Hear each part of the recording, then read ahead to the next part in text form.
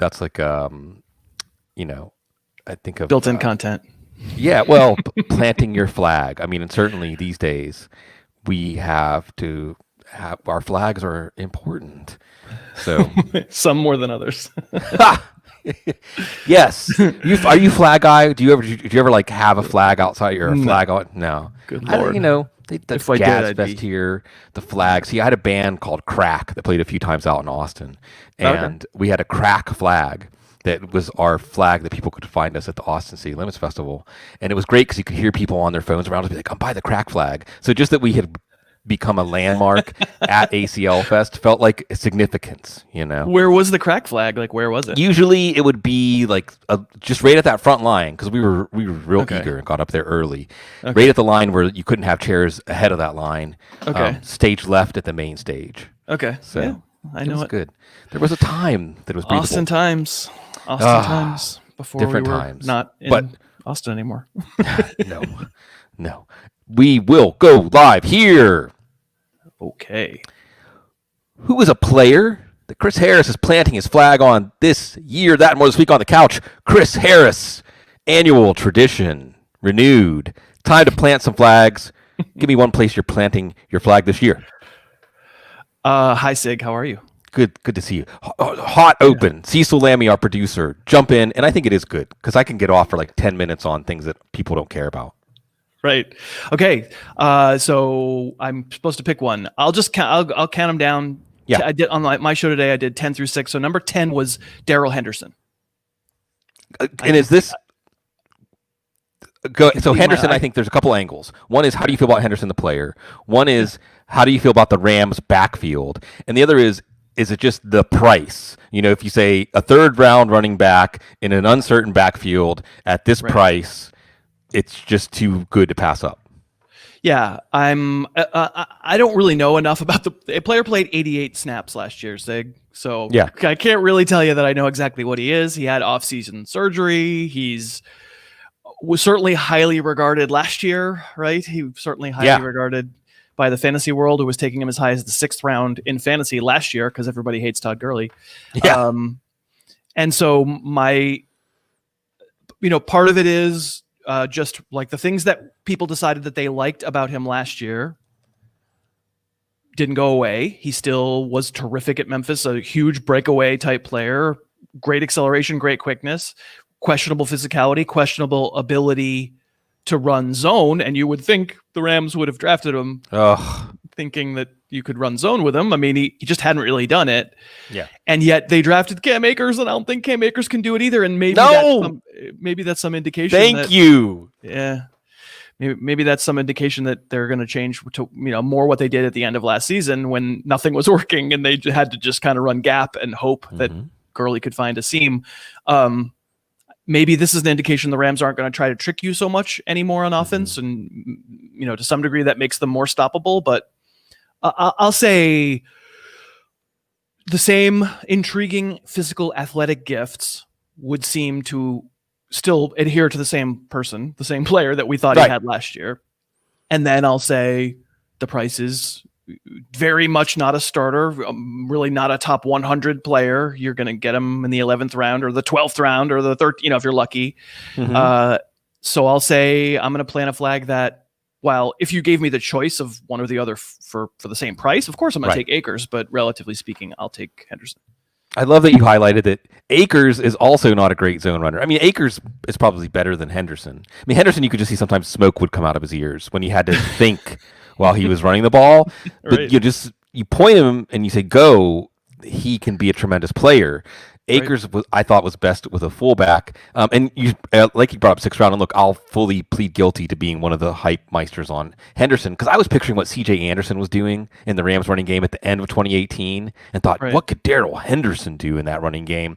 Not much, because they were asking him to run zone. But Akers is like a 6th round pick. And maybe even higher in some spots. I mean, he definitely is. There's some people in our business who still tout him as their favorite running back prospect in this entire draft. Yeah, and he might end up being the best in the draft. We'll see, although that's a high bar. I don't think so. Yeah, Henderson, Ronald Jones last year kind of comes to mind, although the Rams have a better track record until last year running the ball than the Bucs have had.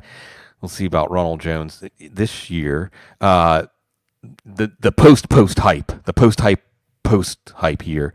Okay, number 9. So, and by the way, folks, if you don't know, again, Chris Harris, fantasy football OG, Harris football. You know what you get from Chris, and you get a good show today. As I get the good luck of, it's like a cliffhanger, because then people can go back over to Harris football and hear 5 through 1 tomorrow. Or if you're listening, it's already up. Aren't you lucky? So number nine. Yeah. Another Ram.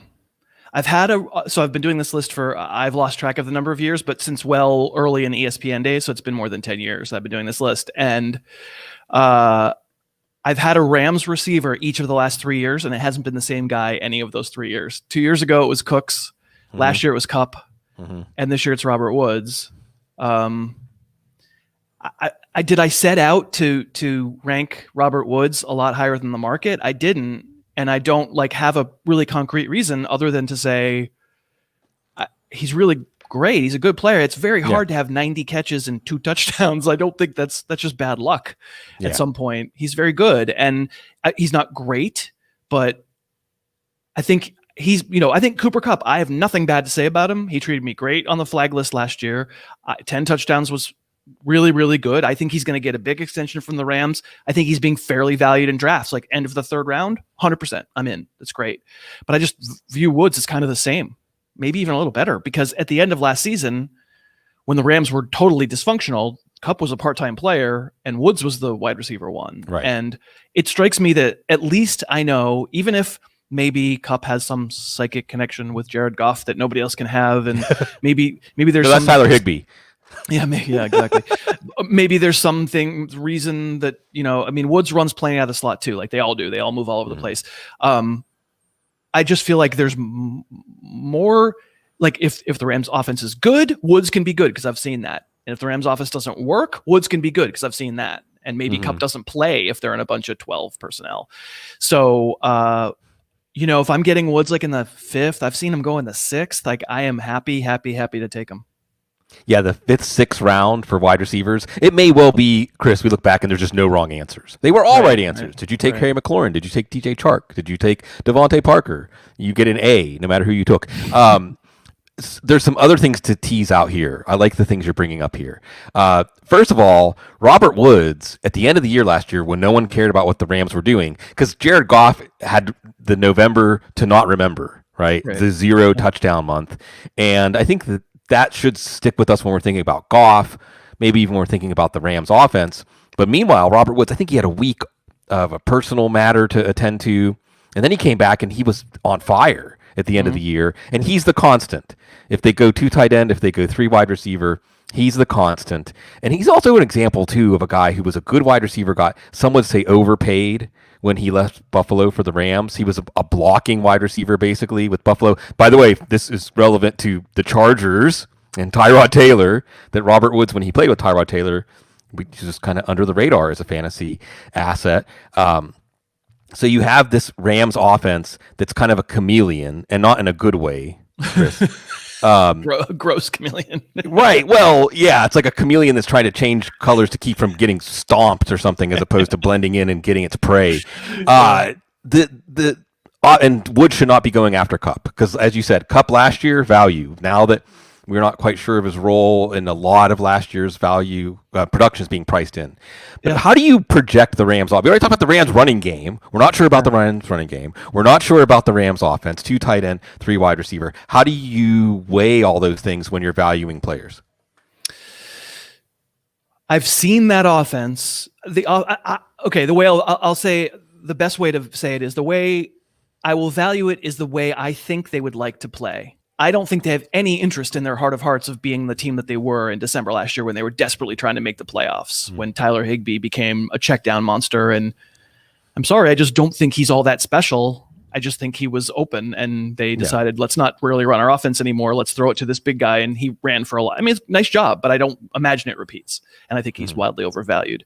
And so the best self that the Rams offense can be would be what Sean McVay does, which is what Kyle Shanahan does, which is a run game that's very difficult to defend unless you want to commit to wide 9, to tons of guys in the box, to, just a much more dynamic, because let's face it, if you're going to run the running offense that they had at the end of last year, we saw it get stopped. It can work if you can spring a big play using a gap scheme, but the reason zone schemes exist is because gap schemes are stoppable, and zone schemes, when they work, aren't, because they're not really a play. It's much more of a dance, like go that way and then cut some point. I think what they want to be is that, because I think that's what Sean McVay's pedigree is, and that's why he's a genius and all that stuff. But it's hard to go back and just say, and that was the day I was positive everything would be great with the Rams, because it wasn't good at all last year. And in the end, it probably came down to an offensive line that just turned from the best in the league to 2018 to one of the bottom 5 in 2019 with almost the same personnel. And it certainly is the same personnel this year. So there's reason to be skeptical. I think personally, I'm going to value those 2 receivers in the top 20 among fantasy, because I'm going to have some level of trust that they're going to try to be their best selves again. But I am totally sympathetic to somebody who would say, yeah, there's a million wide receiver 2s and 3s. I'd rather not play that game again. Yes, absolutely. Because probably what we're going to see, Chris, is week to week. This happens a lot in fantasy football, where over the course of a year, or even in the same month, you can be right for the reasons that you thought you were going to be right, and you can be wrong for the reasons you were discounted. Just depends which game you're watching. And the Rams, it's kind of like the Mitchell Trubisky second year of Trubisky Bears, where if they're playing a bad defense or a defense that couldn't handle what they were doing, the points were like a pinball machine. But if they're playing like a Vic Fangio defense, then everything's frustrating. Like getting a first down is difficult. And you look at the schedule, Dallas first week, Dallas could be vulnerable. Philadelphia, then you have Buffalo, then you have the Giants in Washington, then you have San Francisco and Chicago. Just be bouncing back and forth. And maybe McVay will bounce back and forth in his modes to try to attack those defenses more efficiently. I don't know. We'll see. All right. I don't have any good Casey Kasem. I really wish I had a Casey Kasem impression right now. Number 8. Right. Long distance dedication. Number 8 in the 10-6 countdown of your flag players. I have Deontay Johnson. Yes. As another. So I try in this list not to do all like mid-round guys, because it isn't that hard to pick mid-round non-fantasy starters and go, what do you like if they don't pan out? Like, hey, what do you want? You took him in the 10th round. Like, so this is probably the last name that's much more of a depth piece that's on the list. Maybe barring the next one, but I'm interested, although not totally pissed, that the market seems to just forgive Juju for last season. There's a lot of reason to forgive. I mean, you had really subpar quarterback play, and he winds up getting hurt by the end of it. And all I can say about the sub quarterback play is, like, I saw Cortland Sutton be pretty good. I saw DJ Moore be pretty good. Like, it's possible I saw Terry McLaurin be pretty good. And Juju really, really didn't. It wasn't just injury. It was also drops and not being where you're supposed to be, and kind of just not particularly interesting route running. And he did not look like he was good at football last year.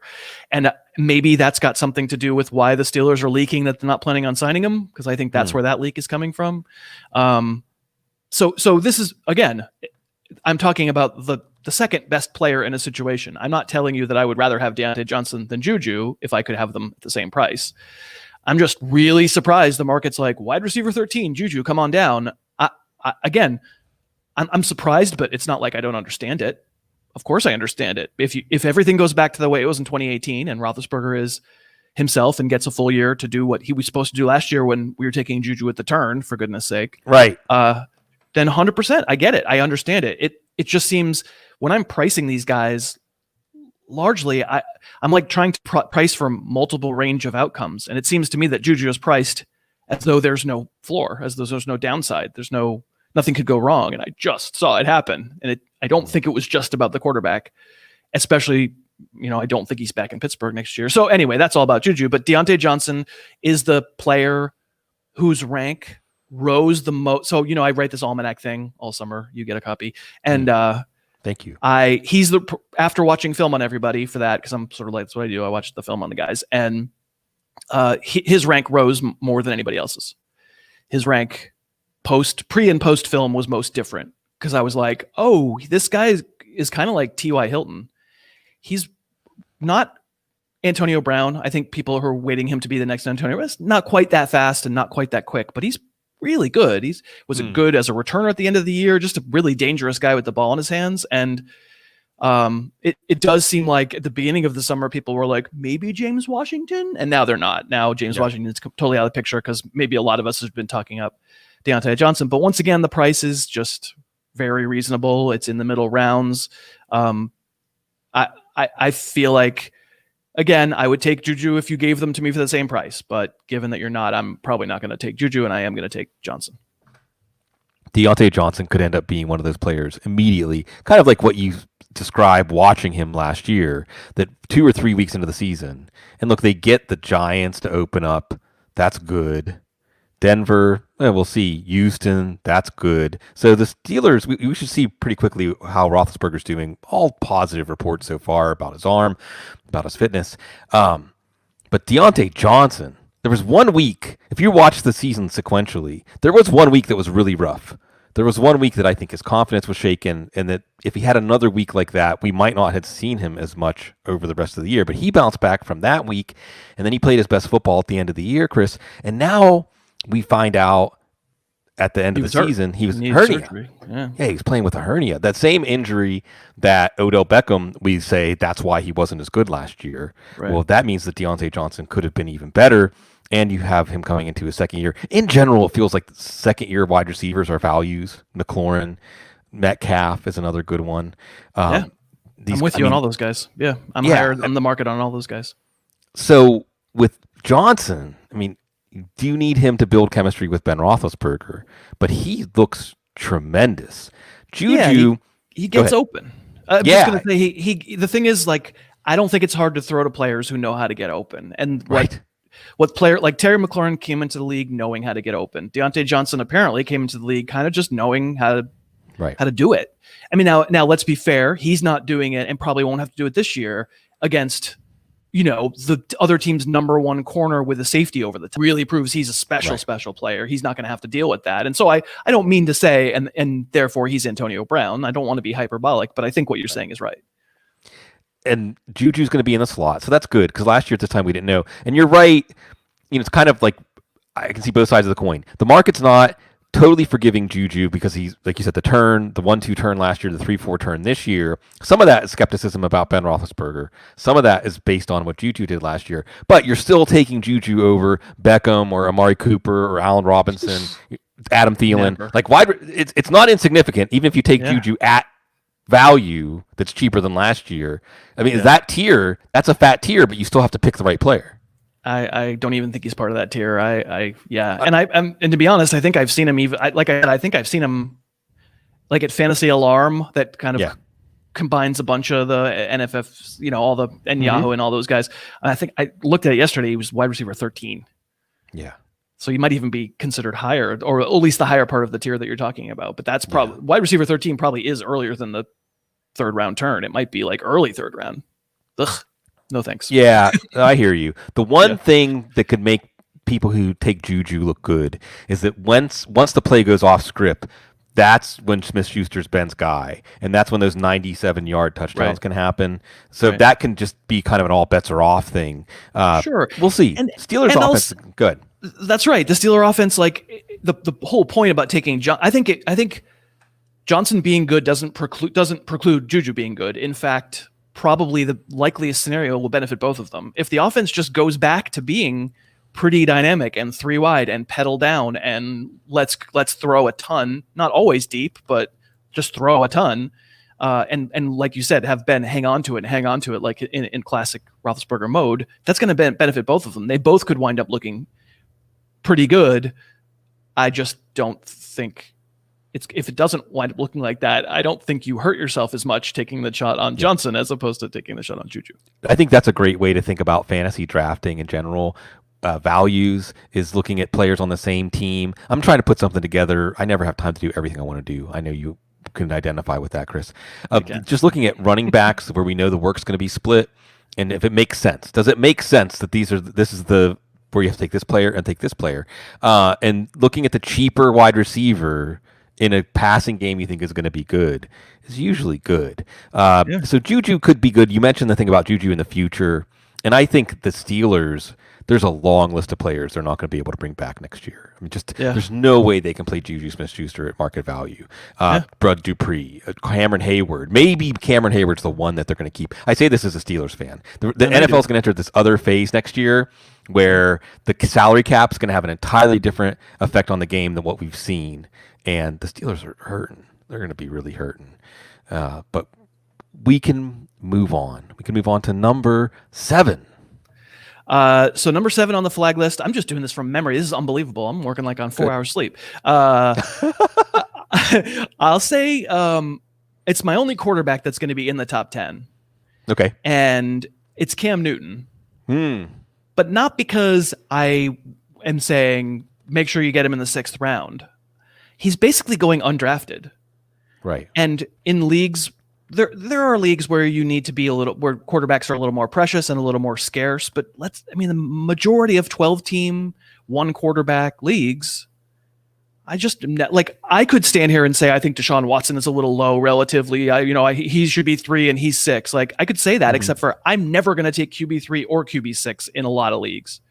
I'm looking to be the 11th or 12th team to take a quarterback. And maybe if some other team wants to grab 2, awesome. I'll grab the 14th or the 15th. Right. That's there's that managing scarcity is also a big part of drafts. We have this conversation every year. And to me, a position that doesn't have scarcity, a position that is replaceable, a position that's going to, the entire streaming world exists because quarterbacks are a dime a dozen. If I'm going to take a chance on anybody who could turn out to easily be a top 5 player at their position, although maybe the likelier scenario is that he's crashes and burns and doesn't wind up performing for me for the rest of the season, it's quarterback. That's the place where I want to do it. And I 100% acknowledge on my show, I do a list called swing players. Andy Behrens comes on every year and we each count down 5 players who we think are going to swing leagues one way or the other. Like, I don't know what they're going to do, but if they're good, they're going to make your team. And if they're bad, you're dead because you're going to have to take them too high. And my number 1 was Cam Newton. And then I started looking at average draft position. I'm like, that was wrong. He's not even being drafted. Yeah. So it's like he's free. So I can get whatever it is, a 20% chance at a top 5 quarterback free. And then replace him with whoever, Matthew Stafford, whoever, if not. So I just feel like I'm just going to wait and probably feel like I might want to take another quarterback also. I might take Stafford if he's lasted. I mean, he hasn't been lasting actually, but somebody just to cover my butt. I don't believe for a second the Patriots are thinking about rotating their quarterbacks. Come on. But I'll say, of course, the injury concerns are real. And of course, the lack of comfort with the playbook and or receivers is certainly possible, but the running if he still runs, it eclipses all. Yeah, it's just him getting 100% of the snaps.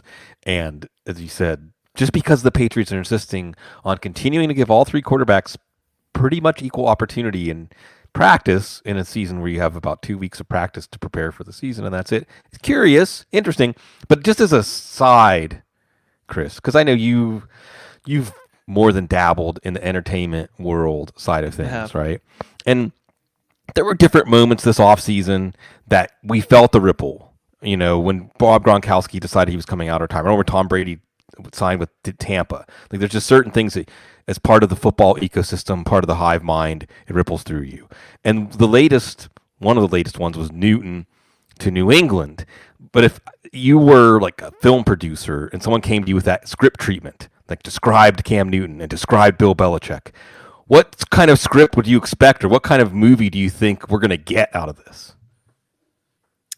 I think they'll be okay. I don't think it's going to be really dramatic.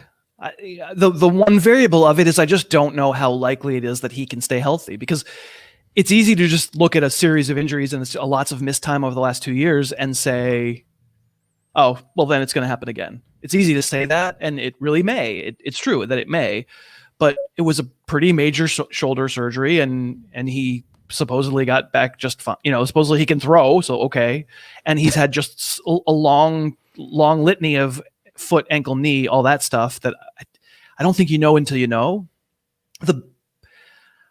I don't know that I look at it and say the storybook is that Newton in his 1 year in New England gets on a deep playoff run in order to prove his worth, in order to get the last big contract of his career. It feels like a stretch. I mean, I'm a Patriots fan. Like, it feels like a stretch to me, but it's not a bad roster. And if he's Cam, if he's the Cam of the weeks, maybe not the 23-year-old Cam, but 28-year-old Cam, then he's a really hard player to defend, no matter who the receivers are, no matter what the personnel is. Like, and I kind of do trust McDaniels to have the requisite level of creativity that has defenses scratching their heads at all these miscellaneous kind of interchangeable parts running in all these different directions. It all comes down to whether Newton is healthy to me. Yeah, I think that I agree with your point that as long as Newton's the starter, and I have like 2% hesitation when I say that, Chris, just because of all the reports that he's just not running things as quickly as they're used to seeing from Patriots quarterbacks. Mm-hmm. And I wonder if Josh McDaniels will feel more comfortable having a quarterback that he knows will be an extension of him out there. But I think Brian Hoyer. I mean, right? I know it's Hoyer. Hoyer's the one that exactly what he's going to run it by the book. Just don't let him get outside of the structure of the play. Then bad things. I remember one time I bet on Brian Hoyer in the playoffs, and the moment the ball got kicked off, Chris, I was like, "What am I doing? Why would I ever put money on Brian Hoyer in the NFL playoffs?" The Texans have given us some interesting starting quarterbacks in the playoffs. Anyway, that's why you were talking about the Steelers. As a Steelers fan, I'm thinking, oh yeah, Deontay Johnson. But who's getting all the buzz and training? Eric Ebron. As soon as Eric Ebron signed with the Steelers, I had an instant flash to my nightmare moment that it's a 4th down with a game on the line, probably against the Patriots. Yeah, exactly. They're going to call Ebron's number, and as the ball's in the air, I'm just going, no. Anyway, these are the fun things about having still that emotional connection. But the Newton-Belichick movie, there's a little romantic comedy there in so much as you see in Belichick's previous comments about Newton after he would play him, how much he admires his game. Yeah, he loves him. He really does. He was watching Newton. He's like, that's a pretty good quarterback. If I had a quarterback like that, I could do some things with that quarterback. Yeah. I mean, just, that he's, there's some wheels turning in his head. Yeah. Anyway, the Patriots. And to be honest, I'll just say, to be honest, as much as Bill Belichick is rightly considered unsentimental, it would be humiliating a person he apparently supposedly liked to bench him before they play a game. Yeah, or maybe even release him, but I doubt it. I doubt it. I mean, we'll see. Like, if it happens, but again, I feel like, to bring it back to fantasy, if it happens. Yeah. Okay. I just lost my 13th round pick. Exactly. I guess I'll go into I'll stream Tyrod Taylor, step up for week 1. Exactly. Yeah. No problem. Like draft Jimmy Garoppolo, start in week 1 against Arizona. If Newton's some problem, then you just move on. It's you talked about Daryl Henderson. What I like about picks like Daryl Henderson, Cam Newton, you get 10th round on, you're looking for upside. Like you've outlined with both of them, but also what I would call early reveal players. Like within 2-3 weeks, you know what you have. Either it hit and you have more than the cost, or you're moving on and getting one of the hot names, and there will be the hot names on the waiver wire. So, indeed, of course. Okay, Patriots Newton. It's one of the best stories, like the best reality show stories of the season. Patriots and Newton are one. Aaron Rodgers and the Packers are another good one. Brady and Tampa. We'll talk a little more about that. Number 6, and again, folks, Harris Football, at Harris Football, Chris Harris, listen to a show every day. Hardest working man in fantasy football business. 5-1. You're going to get 5-1. You get 10-6 right now. Number 6, actually, right now. All right. Number 6, I have Devin Singletary, whom I can get I know I can get him in the 4th, and usually I can get him in the 5th. His ADP is actually in the 6th. And I think the people who love Devin Singletary are the ones who watch him play, and the people who don't love him are the ones who look at numbers.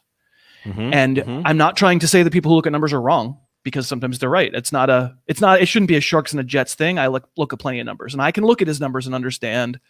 I think you might have even said something on my show. Did you, about Singletary, saying like, beware because he got most of his yards on well-blocked plays and didn't create a lot for himself? Was that you who said that? I wish I had said that, but probably it wasn't not. you. Okay. All right. Somebody came on my show and said that. I went, oh, interesting. And I looked it up and it was true, but it doesn't mean anything to me, I guess. And for sure, something that means something, like, I get it. You want running backs who carried inside the 5. And last year, Frank Gore played all but like 8 snaps when they were inside the 5-yard line, and Josh Allen's going to steal rushing touchdowns. And I understand it all. But I think the people who actually watch Singletary play and don't worry about what his combine scores were and don't worry about depth charts and just watch him play, come away loving him. Every scout, every person who does film for a living who I talk to, Singletary is almost always one of the first people they want to talk about. Like, how does he do it? How is he still standing? He just has that thing. And there seem to be a bunch of these guys now coming into Josh Jacobs is a better version of it. I think people are hoping that Edwards-Helaire, I mean, they're certainly drafting him ahead of Devin Singletary, but Singletary is my comp for Edwards-Helaire.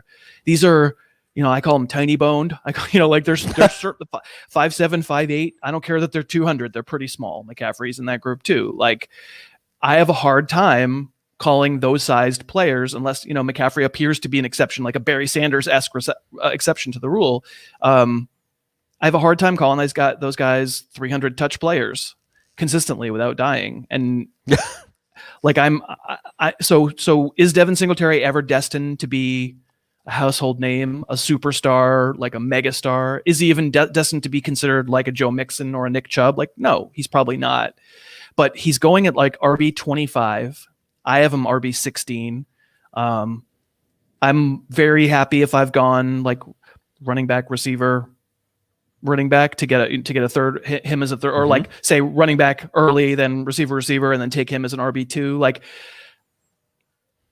what are the worries about Singletary are all circumstantial stuff. Like, oh, but they drafted Zach Moss. Okay. Nobody, like, I would want Devin Singletary to have someone else to carry the ball because it's not, his body isn't that guy. His body isn't, let's run him 150 times between the tackles this year. And I might have to give up some touchdowns, but I also think he can catch the ball. They just didn't ask him to yet. And I also think he will score some long touchdowns. He just didn't last year because touchdowns are pretty random. So big enthusiast and consider him like a definite, I want it. Most of the rest of the guys on the list, the ones you'll hear tomorrow on the show, are going to be more in that like top 4 or 5 round range. We should like Singletary more. I mean, we should like him more because he was well above expectations as a rookie. And now he's going into his second year. But like you said, there's hesitation because of Zach Moss. And Zach Moss is a fun player. They're going to love him in Buffalo. Like, he's perfect for Buffalo. And he is going to get the goal line carries that Frank Gore couldn't convert. And he probably will convert them, although that hurts Josh Allen more than Singletary.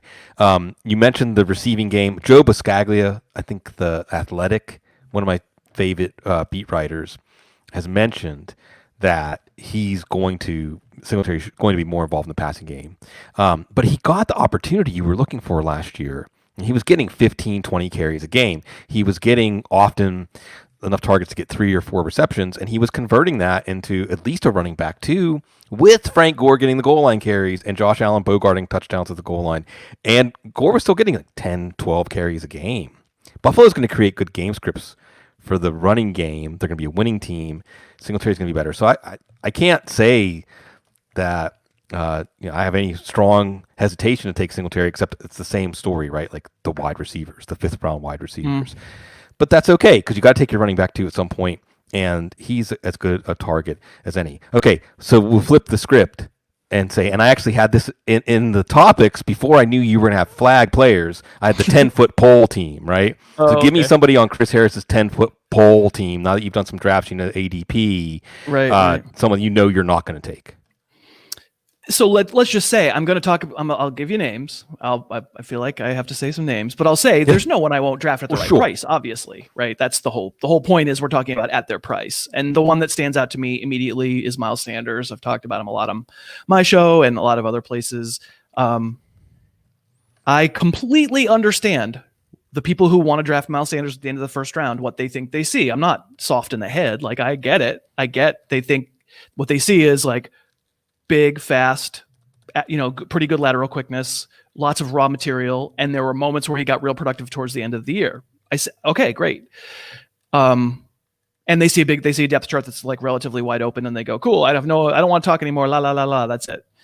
And all I can say is that having watched what he actually did in his rookie year and watched him not see holes and watched him do a pretty convincing Tevin Coleman tribute act, I think it is aspirational to rank him at the end of the first round. Can it work out? Yeah, because kids get better. But if he doesn't get better, he's going to disappoint you there, because I've quoted this many times. I quoted it in the Almanac, but we were all together watching, I think, the Monday night game, the big comeback against the Giants. And somebody on Twitter tweeted to me and said, Miles Sanders has elite blindness. He just doesn't seem to see it. Like, he just didn't seem to see big lanes, big alleys cutting into traffic. Like, just his hair was on fire. And so now maybe things slow down and maybe it gets better, but it goes back to what I said before, that I want to price people in some level of mid-range between the range of possible outcomes. And if you're pricing Miles Sanders as the number 8 player in fantasy, you are not acknowledging any risk.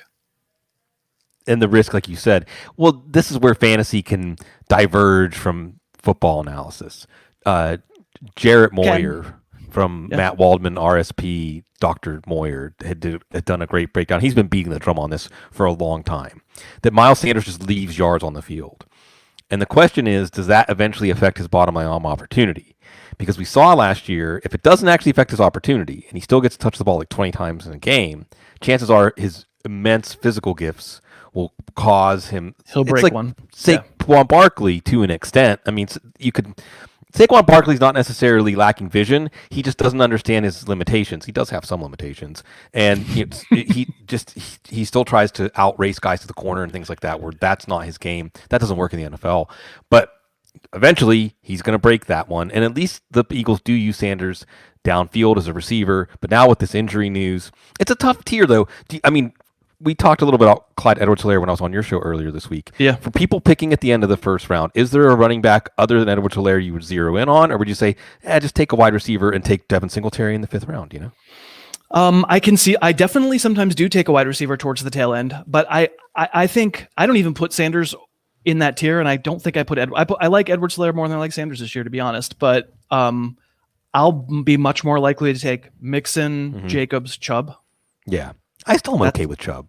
His ceiling isn't as high, but he's set up for success. I mean, it's swinging for a single in the first, second round, which isn't necessarily my style, but I feel confident he's going to mesh well with the offense. Okay, real quick, anything penetrating in about camp or news that's at least making you go back and look at your ranking and say, is that still appropriate, or do I need to change it?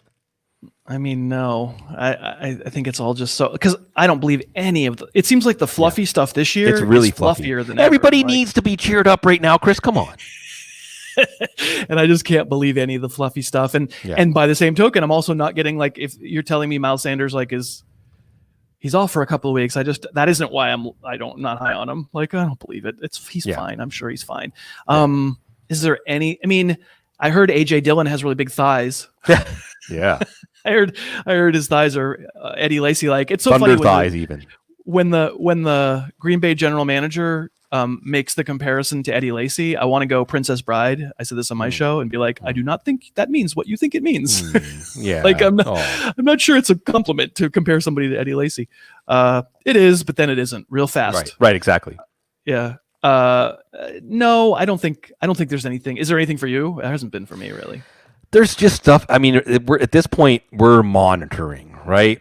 Like I almost want to do, what was his name? Like John Mosqueda, the guy that did the FedEx or Time Micro Machines, the guy that that's another business. The top guy. Yeah. They speed it up now. If you listen to the radio anymore, the radio commercials sometimes have to put that stuff in, and they do it incredibly fast. Like, how can that be legal? How are you really satisfying the law that says you have to inform people of these things? But anyway, some of the things to watch.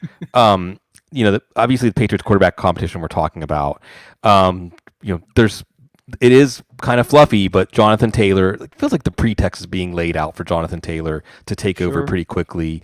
Rookies in general. But the moment he fumbles, it doesn't really matter what they said. Like, what's going to matter is whether he plays well. That's going to be true of anybody. Sure. That's just whether they say it or not. That's if J.K. Dobbins the first week goes bananas and they never said a word about the possibility of him taking over from Mark Ingram, he could still take over from Mark Ingram. Exactly. Well, just rookies in general. On that note, that's one of the things to watch is that first camp and how they do. AJ Green and Sammy Watkins and the crying. Literally was going to say because you came on my show. Yeah, and said, I know. The thing you want. No, you said the right thing. You said the thing you want is no news. And the first day of camp, there was news. And I'm sure you were just like, okay, I don't want AJ Green anymore. I know. It hurts, man. It hurts me. It hurts me. Yeah. Watching the Vegas wide receivers seem like that's going to be a mess. It looks like Phillip Lindsay and Melvin Gordon now is getting tested for some rib injury. So Phillip Lindsay's becoming a lot more interesting. The Washington backfield, something that watching for sure. Irv Smith may be playing some outside. The Tampa offense in general, that just seems like a moving target. Jarek McKinnon, can he hold up? Are you now that we've said all this, are you changing a single rank of a single player based on anything you just said? I moved AJ Green down. I moved him down pretty significantly. You had him higher than I did. Yeah, I mean, I had him more as like a 5th round pick. So now he's more like a 7th round pick. I'm going to have to go back and look at some of the fringe players like Bryce Love. Now that he's getting some buzz, Irv Smith. It's really hard to sort out those tight ends like Irv Smith and Chris Herndon and Blake Jarwin and Mike Gesicki. All these guys that you can say, well, if this happens, you're in business. Freaks, but good football players. We don't know yet. So I mean, it's still. It's almost like the first week is to massage the mind, to be ready for what to look for as things not resolve themselves, but give us that final note before everything ramps back down before the beginning of the season. So, but it's not like a typical year in terms of, and as you said, it's all slanting very positively, including on the rookies. And at first I thought, wow, this is going to be a slow ramp up for rookies, but a lot of rookies, at least based on the buzz, again, the coaches are ready to trust them. I mean, guys like Laviska Shenault and Brandon Ayuk and wide receiver, Jalen Reagor, you want a CeeDee Lamb, like everything you wanted to hear about these guys. It's not like camp fluff is confirmation that they're going to be good picks, but it's better than if there wasn't. The only exception is sometimes we find out, and I know you're going to know what I'm talking about when I say this, Chris.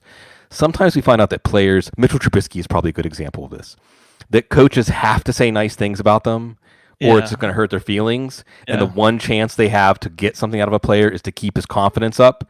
Yeah. So they'll just say effusive things, like whatever they can say, nice, and hopefully keep that guy hanging on long enough to get over that sports psychology hump because confidence is so important. Go ahead.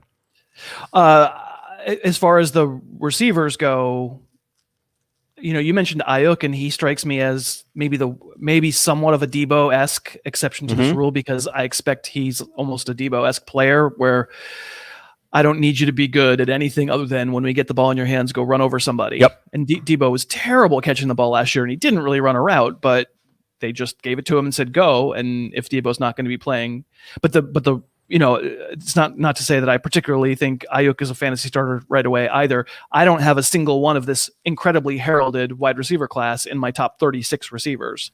Right. Because I just can't believe anything that's being said. I think they're all have really cool and interesting careers ahead of them, but it's such a hard position to play as a rookie anyway.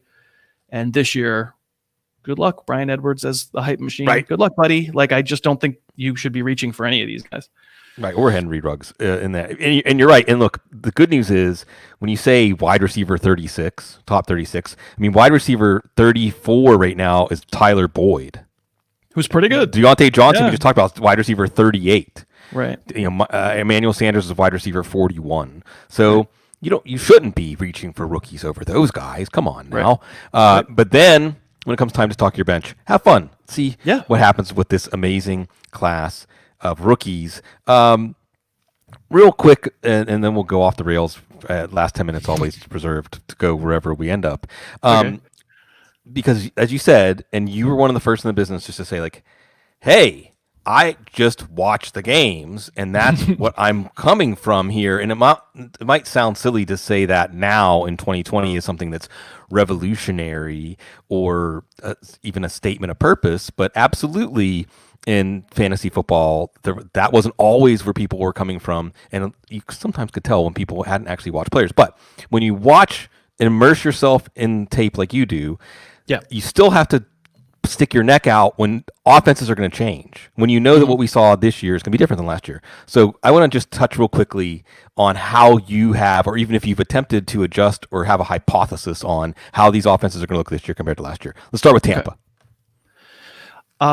Sure. That's almost the easiest one, because they're just going to not be Jameis. They're just going to not. They're going to, they're going to keep the trains running on time. It's going to be much more efficient. They won't be losing by 3 touchdowns. They have a winning player playing quarterback as opposed to a losing player playing quarterback, and it probably leads you to a less fun. It'll lead you to less fun highs for Chris Godwin and Mike Evans and everybody, but you also won't be having ulcers in the fourth quarter when Godwin has 2 catches for 19 yards and then, oh my God, thank God he saved me. Right. It's going to be much steadier, probably worse overall for fantasy numbers, but better for consistency. And we sometimes do ourselves a disservice when we say Chris Godwin was the number X receiver in fantasy or Amari Cooper last year finishing where he finished. Anybody who had Amari Cooper on a team knows that he didn't feel like he was a wide receiver 1. It was a disaster. It was so up and down. And the good thing, Brady is essentially taking standard deviation out of that offense. Yeah, and it's going to be fun to watch. Are you Brady guy? I mean, as far as your fantasy quarterback is even on the medium list of potential targets, yeah? Yeah, I think I might have him 10, something like that. Okay. Sure. Again, because he's playing with a better cast than he's played, and I don't mind taking a chance at that position as long as I'm not paying for it. Yeah, like I'll take that much. No, I'll take Brady. I'll take Newton. I'll take right. Why am I going to take Kirk Cousins? Like, sure, you can convince me that Kirk Cousins is going to finish with more fantasy point totals than Tom Brady or Cam Newton, but by the time it becomes obvious that that's going to be the case, I will no longer have Tom Brady or Cam Newton. I will have taken a shot on someone else. And not Kirk Cousins, probably. Right. This year's Ryan Fitzpatrick, whatever it is. And Cousins, I mean, maybe if they throw 600 passes. If the Vikings' new cornerback group is a problem and they have to get into more high-scoring games, because Cousins is insanely efficient. It's just he doesn't throw the ball that much. Okay, we'll do 2 sides of the coin here real quick. Houston without DeAndre Hopkins. I haven't really changed my assessment that much because I think that much of Deshaun Watson.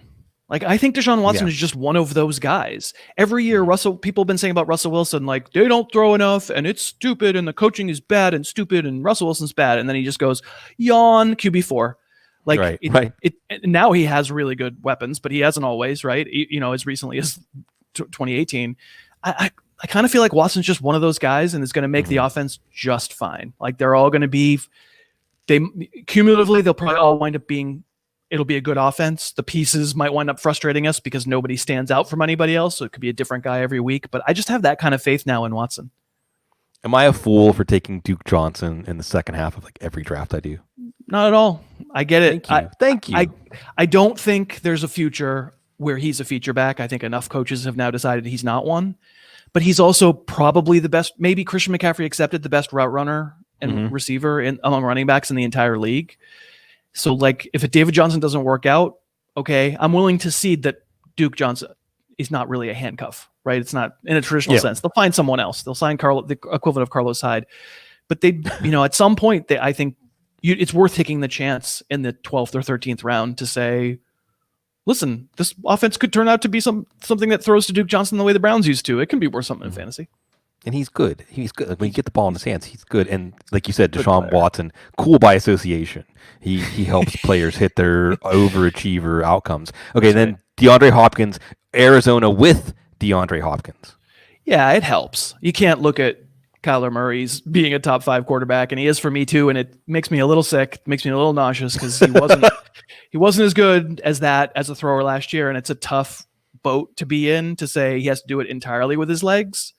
But I mean, it feels like Lamar Jackson could, even if you took away Lamar Jackson's kind of unsustainable touchdown passing rate. That was not going to ever happen again with that number of attempts and that number of yards. It wouldn't matter because he's that special of a runner. Murray isn't quite to that level, but he was the number 2 running quarterback last year with an injury towards the end of the season, a hamstring problem that if he hadn't, he wouldn't gotten to 1,000 yards rushing, but I think he'd have been closer to number 1 than to number 3. He's a pretty damn special cheat code kind of runner. And I'm all for having maybe the best receiver in the league. It's talent. You give the quarterback talent, it's not going to hurt him production wise. So it's part of why that offense deserves a little more respect. You need to add to your annual schedule, Chris, the rankings that make me the most nauseous, but I have not changed them. because there's a whole emotional dim sum. It's a little roller there, coaster. Yeah, it's like a little. Yeah. It's like, oh, I'm sick. I'm so, but I didn't react. I'm good. But I can't change it. Teddy Bridgewater, I love the dude that he is. Yeah. Rode his bike to the Superdome for his home games, and he even invited people to, like, Rocky style, like, come and ride your bike with me. Carolina, though, it's interesting. I mean, it produced lots of fantasy value in the passing game last year. Are you intrigued this year? Sure, it's fine. I mean, I think it belongs to that vast swath of offenses that I don't really think we're going to know what we get until we get it. They have a great player at running back, and I really think DJ Moore is bordering on being a great player too. And if you have great players, usually they'll perform okay. But I don't feel I'm trying to think if there are any offenses that I just go, nope, I completely downgrade you because you're no. I can look at a world and say the Jets could be good enough. I mean, can the Jets be good enough to give Le'Veon Bell the Joe Mixon season from last year? Of course they can. Yeah. They would have to get better. I think the Jets, even though the Bengals are the worst team in the league last year, the Jets, offensive line was probably even worse than the Bengals. Like, there's just too many. It doesn't. I'm not treating every team like they start 8-8. Like, I'm not pretending the Chiefs and the Jets are the same offensively, and that's why Edwards-Helaire is a first-round pick and Le'Veon Bell isn't. But the Panthers don't throw off vibes of being totally hopeless, I would say. No, well, at least not on offense. Not when it comes to production on offense. The defense looks like it could be pretty bad. They basically let everybody walk. Yeah, which is actually good for the offense, good for Teddy Bridgewater, at least in terms of the bottom line passing numbers. Getting those Chris Godwin fourth quarters, could be that could be DJ Moore. Yeah. And in the round after I take Duke Johnson, I take Curtis Samuel. These are the guys I just can't quit. You're still a believer. You're still a believer. Yeah. You can hang in there. It'll happen someday. Even a broken clock is right twice a week. I'm emotional, and I'm also I'm overly optimistic. But then that one time you're right, when you held on for years and you end up being right, that means you're never going to let go of any of those guys. All right. Go ahead. Let me ask you this, though. I think I prefer Robbie Anderson to Curtis Samuel. I won't say that's wrong. I mean, the main reason I would go Samuel over Anderson is that Teddy Bridgewater's not a great deep passer, and I think if the Panthers, like when they play the Saints, if Robbie Anderson just cancels out Marshawn Lattimore and Lattimore just doesn't affect the game because he's following Anderson, I think that's a win for the Panthers. But Anderson's a player. I mean, there's no doubt about it. It's just that downfield receiver role with Teddy I'm not sure about, but Anderson's a more accomplished player. Yeah, and I'll say we watch Anderson on film, and he's not just Deshaun Jackson. No, like he certainly shouldn't be going over the middle. I call him the string bean. Like there's never been a receiver maybe as tall and as light as him, maybe in the history of the league. Like he's a very slight guy, but there are plays like 15-yard comebacks that need to be very accurate throws that Luke Falk hit a couple of them last year that I know Teddy Bridgewater can hit. And I'll say also, I mean, you're there, but there were times where Bridgewater had 20-yard on wire strikes to Michael Thomas where you're like, ooh, okay, Teddy. Yes. And then, of course, there are other times where he gets his mechanics messed up and he gets someone at his feet and he tries that and he throws it into the ground. Right. It's not optimal for Robbie Anderson. What you bring up is right. That is the question. I agree. But again, it's like 15th round picks. We're not going to just criticize anyone's 15th round pick. Right. How dare you? The best thing that can happen sometimes is to take terrible players late so you're ready for the first waiver wire run. and then you get that player that makes your season because you just have to pick them up after week 1. Okay. Off the rails, we already cut in a little bit. But my question, and we could go in any direction, but I know that you are a cultured, educated, intellectually curious person. And I want to ask, what book, film, music, piece of art prepared you most for what we've experienced in 2020? So I mean, okay, I can't be self-serving and say my own novel, but I did write a novel that you may be aware of that's called Tulsa, that's about the apocalypse. And so the foreword in it, I thanked my friends and editor and people who helped me get the book done and get it published and all that stuff. And then I said thank you to those people, and I said thank you to the world for not turning into this yet. And the book was published in 2018. So I may be responsible. I'm not saying anything, but I may. But having written that book, and then also am developing, it's in development to be maybe a pilot, and so I've been writing the pilot. So that's mostly been on my mind. But I'll shameless self-promotion aside. I reread big long books this winter, big long novels that I love. So what did I reread? I told you I reread Gravity's Rainbow. Oh God, it's so pretentious to say that, but I really do love Finch, and I love that book, and it's so adequate for the moment. It's not as hard as people think. It's very funny. It's just long, and it has a million people in it. You got to keep them all straight and go to a website and remember who that guy was, right?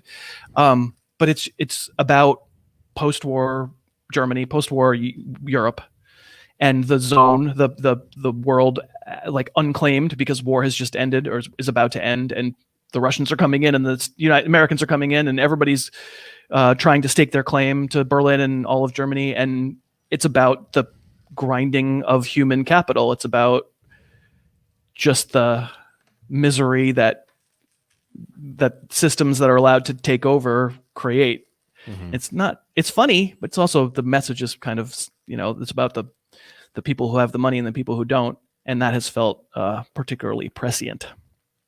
So how did the germ of the idea, lots of Freudian slips here, right, of the apocalypse and sketching your, like a Hieronymus Bosch painting, your snapshot of it? Because I think you're a little older than I am, not that much older, Chris, where I am. There were so many post-apocalyptic, it was the 70s, right? America was depressed. So there was all these post-apocalyptic dystopia movies, Death Race 2000 and Logan's Run and Escape from New York, and there were so many of them, even in the 80s, like the Terminator. There were so. Is it just that we've always had? Plus, there was The Day After and the whole nuclear war threat that we grew up with in that time. Is it just always on our mind, or is there something specifically that drew you to the idea of the apocalypse? I didn't really know I was writing an apocalypse novel. So the concept, the conceit behind Tulsa is all the electricity goes off and nobody knows why. It's just off. And there's no way to communicate with anybody to find out what happened. We never smash cut to the generals saying, we got to go to South Dakota and fix it. It's just off. Right. The germ of the idea was, because we're now in the middle of The Walking Dead and The Last of Us, and, yeah. I think apocalypse stories just sort of speak to societal anxiety. And by the way, that novel it's my fourth novel, and it sold way more copies than all the other three combined, because it turns out it was really cynically smart for me. People love apocalypse fiction. Yeah. Yeah. I have people who follow me on Twitter who are like, I really love your book. What's this football stuff you're talking about? But I didn't know I was writing an apocalypse book. It was much more about one guy. It's first person told from his perspective of super, super closed off emotionally dude who gets in this world where all the electricity's off. And the concept of it was he was always shut off, and him sort of turning, the process of turning on, even though the electricity's all off. And right. It turns out it turned into running around with guns and stuff. It always turns into running around with guns at some point. No, it's great. I mean, the idea is we went camping this summer as our vacation, because that's what you can do now. And when you get back to nature, I said it was like hearing your mother's heartbeat again from the womb, the hum of the world drowns out, sometimes even your own voice inside of yourself that's trying to guide you to your own happiness and fulfillment. And if you turn that off, you can hear again. And I have always been so fascinated with apocalypse stories. Me and my Star Wars Revolution mentality is, I feel like people, it's the person with the sign that says the end of the world's coming, marching back and forth. The end is near. It's always been there, right? And it's always felt that way. I think some of that is, we're in the dying dream of the universe itself. So the world is constantly ending and recreating. So it's not wrong to say the end of the world is near, because it's always there, right? Death and things like that. Anyway, this is turning into my personal on the couch. But I get it, and it's cool, and I'm good for you for your timing and listening to your inner voice saying this is something good to. What were the other three novels about? The first one's about the NFL. It's about an undersized player who is a kind of a character on my podcast, because people have read that book. It's called he's Mouse Morrison, and he's plays for the Lions, and it's about his journey of being in the NFL. The second one's right up your alley, because it's Austin neo-noir. It takes place in Austin, in the early 2000s, 2002, 2003, when Austin became less fun, I think, when it started to grow the tech really, boom. Really fast. Yeah. And then the third one is called War on Sound, and it's a big long book about a rock band in a time when rock bands are not exactly the thing that people love anymore. Oh, rock Yeah. and roll will never die. I'm saying like Neil Young or something. Awesome. Wow. Yeah. This is good. Literature. I mean, the reading is something that to contribute not just with fantasy football analysis, but novels is wonderful. And Austin Noir. I don't know if you've heard like there's a rash of dudes just ending up floating in the lake. They said, well, they got drunk and just wandered into the lake. Come on. That's not what happened. Austin had one of the first serial killers in the country. I'm sure you know about this, the Yeah, I servant do. girl annihilator. So Yeah. Austin is good for noir. That's there. It's lurking in the shadows. And New Orleans. I mean, the shadows come alive in New Orleans. So Right. probably why I was drawn here.